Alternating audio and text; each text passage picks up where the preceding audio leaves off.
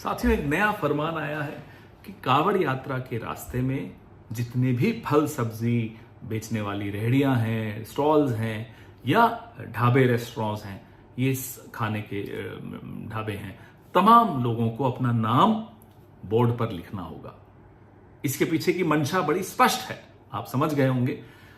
हिंदू कौन है, मुसलमान कौन है। हो सकता है इसमें जाति भी हो, मंशा में ये हो सकता है कि कहीं दलित तो नहीं है, ये सब हो सकता है, बिल्कुल संभव है। लेकिन हमने इसका कल जब विरोध किया तो जवाब आया, जब हलाल लिखा होता है तब तो आपको कोई आपत्ति नहीं होती। हाँ, बिल्कुल नहीं होती। जब शुद्ध शाकाहारी ही लिखा होता है तब भी हम नहीं पूछते कि साहब ये शुद्ध शाकाहारी जिस रेस्टोरेंट के बोर्ड पे लिखा हुआ है, इसका मालिक क्या हिंदू है, मुसलमान है, जैन है, सिख है, क्या है, हमें कोई फर्क नहीं पड़ता। हमें शुद्ध शाकाहारी खाना है, हम जाकर खा लेते हैं।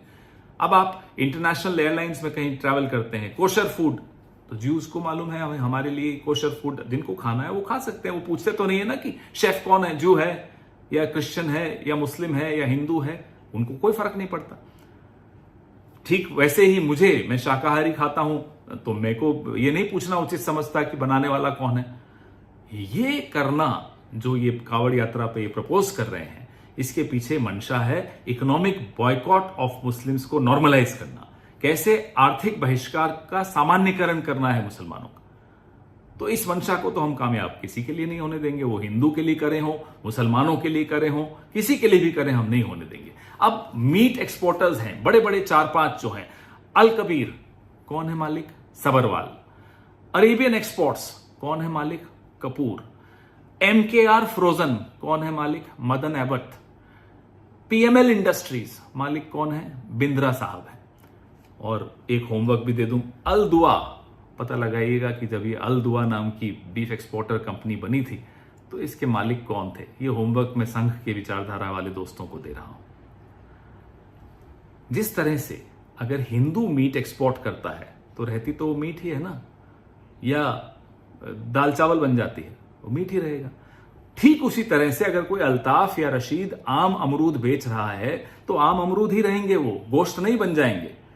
तो ये संघ वाले जो लोग हैं बिना सोचे समझे जब कुछ काम करते हैं तो फंस जाते हैं, पहली ही आर्ग्यूमेंट में धाराशाही हो जाते हैं। लेकिन जो षड्यंत्र ये लोग रच रहे हैं, हमारी आपकी जो एक तहजीब है, अब एक उस तहजीब में मुझे याद आता है अलीगंज लखनऊ में, वहां बड़ा मंगलवार के पीछे की जो कहानी है वो सुनकर बड़ा आनंद आता है। दुर्गा पूजा हो, भगवान जगन्नाथ यात्रा हो, सब में कैसे मिलजुल कर इस तहजीब में हम लोग एक दूसरे के त्योहारों में हाथ बटाते हैं, तैयारियां करते हैं। उस तहजीब पर ये हमला बोल रहे हैं, और ये हमला सिर्फ उस तहजीब पर नहीं बोल रहे, हमारे आपके घरों में घुसकर तय करेंगे कि कौन क्या खाएगा, किससे खरीदेगा, क्या कपड़े पहनेगा, किस भाषा में बोलेगा। इनको अपने घरों में घुसने से रोकिए।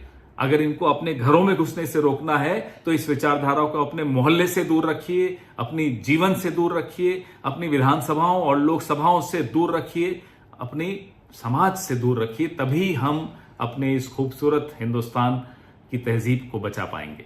जय हिंद।